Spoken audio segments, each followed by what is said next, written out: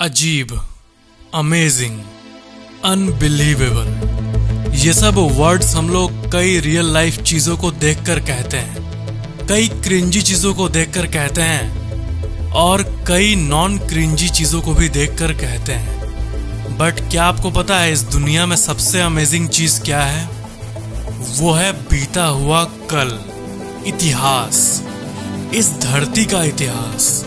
वो डेट और दिनांक वाला इतिहास नहीं जो कि हमें हिस्ट्री बुक्स में रटाया जाता है, बल्कि वो इतिहास जो हमारे रोंगटे खड़े कर देती है। वो इतिहास, धरती का वो पास्ट जिसमें ऐसी ऐसी चीजों का जिक्र है जो आज के टाइम पे भी साइंटिस्ट्स के लिए क्रिएट करना इम्पॉसिबल है। हम लोग तो यही सोचते हैं कि अभी के टाइम में जो सिविलाइजेशन है वो सबसे टेक्नोलॉजिकली ब्रिलियंट है, बट असल ट्रुथ आज की जनरेशन के कॉन्फिडेंस को चूर चूर कर देने वाला है। इसके लिए हमें आज से हजारों साल पहले जाना होगा, हजारों साल पहले।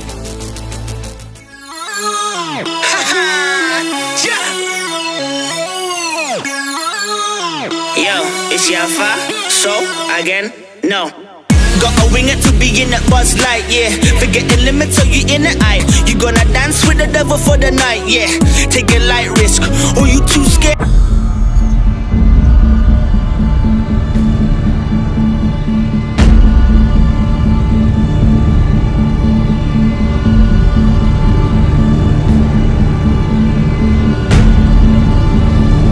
और हमें एक्सप्लोर करना होगा ancient Hindu history, ancient Hindu mythology नहीं, बल्कि एंशिएंट हिंदू हिस्ट्री, जो कि सही टर्म होगा उन चीजों के लिए जो कि था आज से हजारों साल पहले।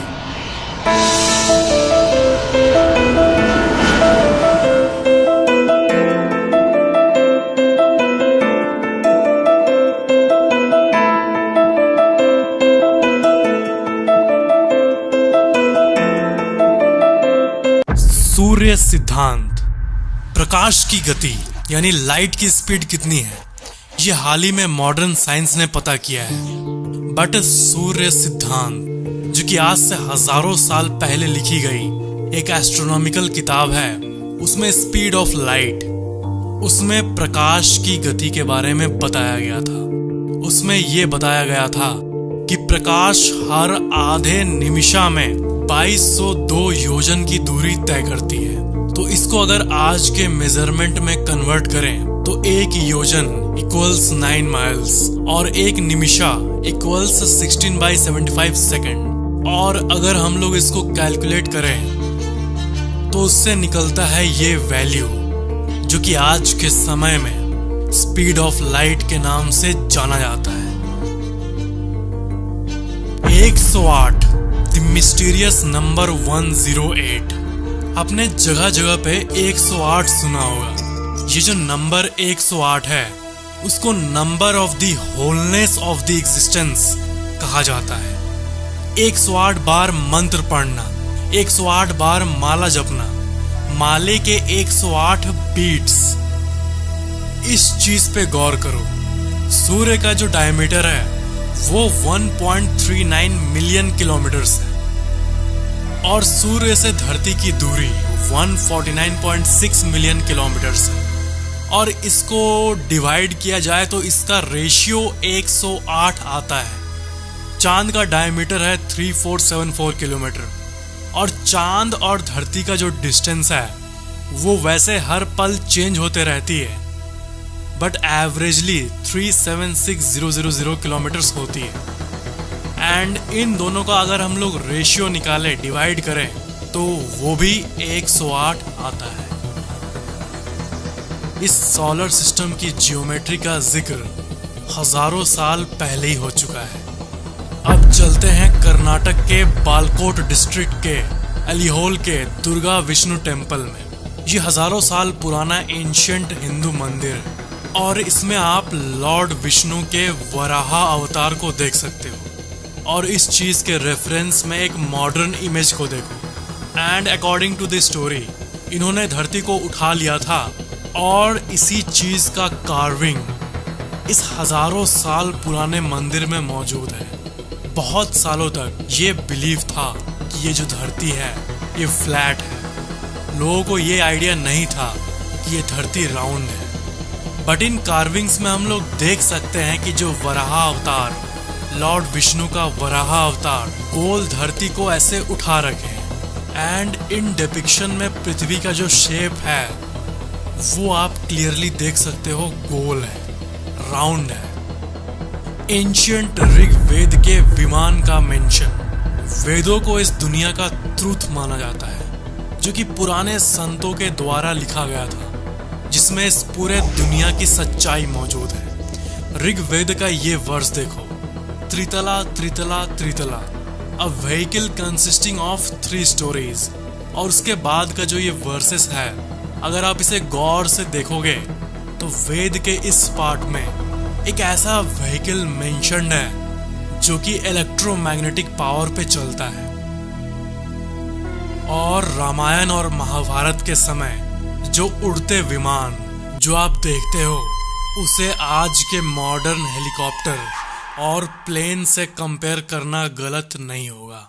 परमाणु बम, परमाणु बम इस दुनिया की सबसे विनाशकालय शक्तियों में से एक है। मोहनजोदारो जो ये साइट है जिसका जिक्र हिस्ट्री बुक्स में किया जाता है, उससे लिए गए पत्थरों का जब एनालिसिस हुआ, एक्सरे डिफरेंशिएशन हुआ, तब जो उसके कॉम्पोजिशन में पता चला वो बहुत ही चौंका देने वाला था। ये पता चला कि ये जो मिट्टी है ये बहुत ही हाई टेम्परेचर से गुजरा है, बहुत ही ज़्यादा हाई, जो कि एक्चुअली तभी पॉसिबल है अगर वहाँ कोई न्यूक्लियर ब्लास्ट हुआ हो। एंड आज से हजारों साल पहले ऐसा कैसे हो सकता है? इतना एक्सट्रीम हीट कैसे क्रिएट हो सकता है? यह आज तक एक मिस्ट्री है। ये खोज सबसे पहले मोहनजोदारो पे एनालिस्ट डेविड डेवनपोर्ट ने किया था। अगर एंशिएंट वर्ल्ड में परमाणु बम का रेफरेंस ले तो रॉबर्ट ओपेनहाइमर, जो कि एक अमेरिकन फिजिसिस्ट हैं, उन्होंने महाभारत और गीता जो उसका पाठ है उसका ध्यान से अध्ययन किया था। उन्होंने महाभारत में बताई गई ब्रह्मास्त्र को बारीकी से अध्ययन किया था। उनके अनुसार आज से हजारों साल पहले महाभारत में इस दुनिया का सबसे पहला परमाणु बम इस्तेमाल किया गया था। महाभारत में जिस ब्रह्मास्त्र का जिक्र किया गया है उसके बारे में ये कहा जाता है कि एक बार ब्रह्मास्त्र चल गया, उसके बाद इस पूरे एग्जिस्टेंस में, पूरे ब्रह्मांड में ऐसी कोई ताकत नहीं जो उसे रोक पाएगी। पुराने ग्रंथों में लिखा गया है कि ब्रह्मास्त्र जब चलती है, उसका इंग्लिश ट्रांसलेशन ये है, जब ब्रह्मास्त्र चलता है तब आसमान में सूरज से 10,000 गुना ज़्यादा ब्राइट चमकता हुआ एक फ्लेम दिखता है और चारों तरफ स्मोक होता है और सब कुछ अनरिकॉग्नाइजेबल हो जाता है।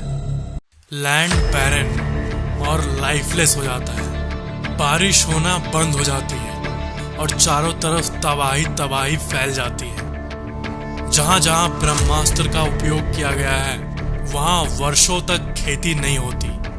बिल्कुल वैसे ही विश्लेषण है ये जैसा कि परमाणु बम गिरने पे होता है, जैसे आप चेरनोबिल डिजास्टर को इमेजिन कर सकते हैं।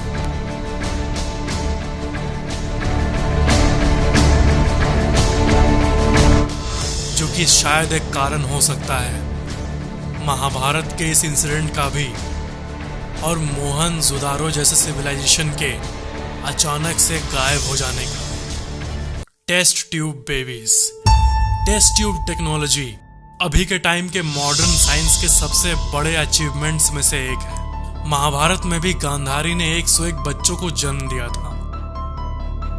100 कौरव और उनकी एक बहन दुश्शला। बट एक माँ 100 बच्चों को कैसे जन्म दे सकती है, वो भी सेम टाइम पे? तो गांधारी के वूम से एक फ्लैश निकला था और व्यास जी ने कहा था कि इस मांस के टुकड़े के 101 भाग करके अलग अलग मटके में रख दो और कुछ समय बाद उसकी संतान हो जाएगी। और इवेंचुअली 101 बच्चे हुए और सबसे पहले इसी तरह दुर्योधन का जन्म हुआ।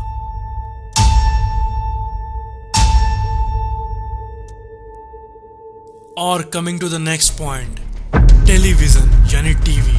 अगर आपको ये लगता है कि टेलीविजन हाल की एक मॉडर्न इन्वेंशन है, तो याद कीजिए उस समय के रेफरेंस को, जब संजय धृतराष्ट्र को महल में बैठे बैठे क्या हो रहा है कुरुक्षेत्र के उस युद्ध के मैदान में ये बताते थे।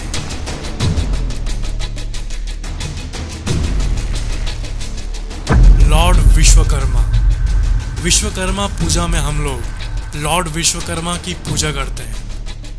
उनके मूर्ति पे क्या कभी आपने ध्यान दिया है?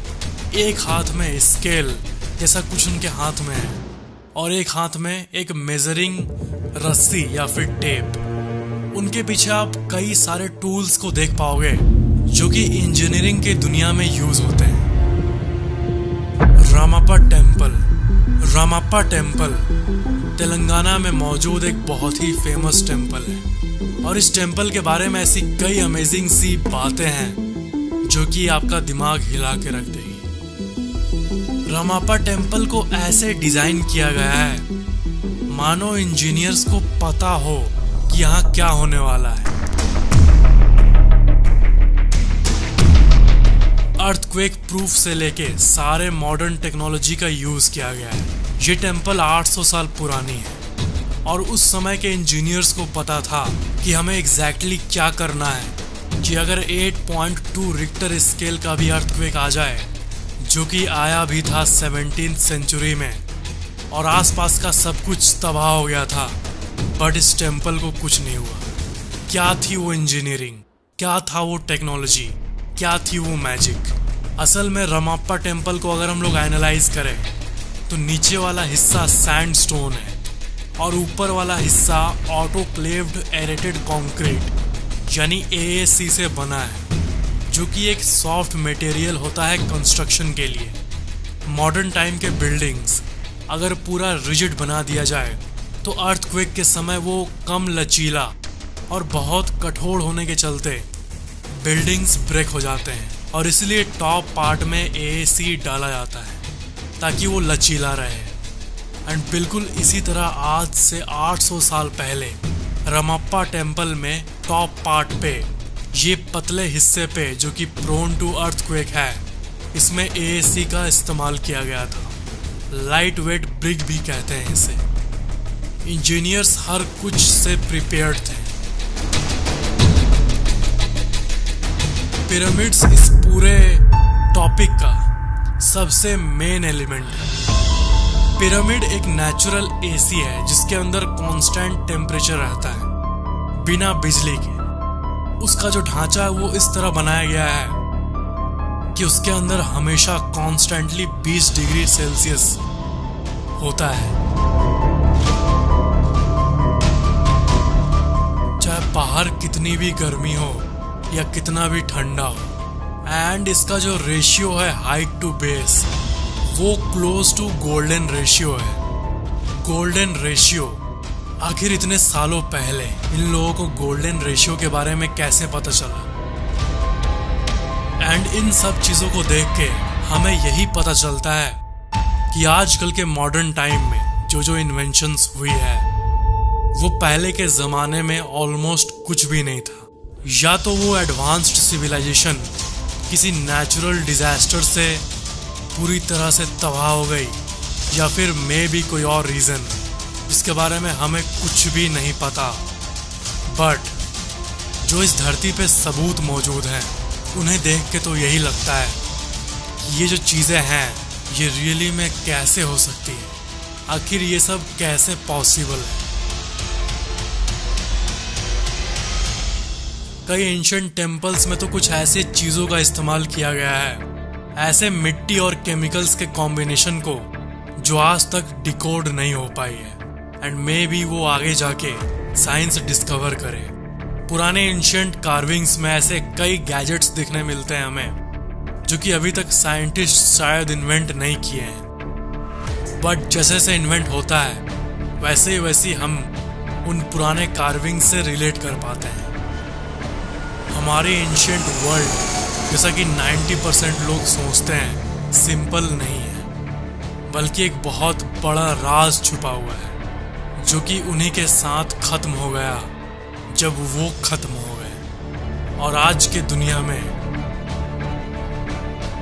एक अनएक्सप्लेन्ड मिस्ट्री बन के रह गए हैं।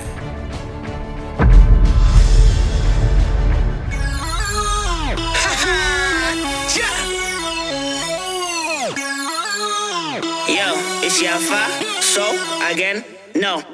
Gotta wing it to be in that Buzz Lightyear. You gonna dance with the devil for the night, yeah. Take a light risk, or you too scared. A couple bottles can't do what we need to. I remembered the line from the Hindu scripture, the Bhagavad Gita. Vishnu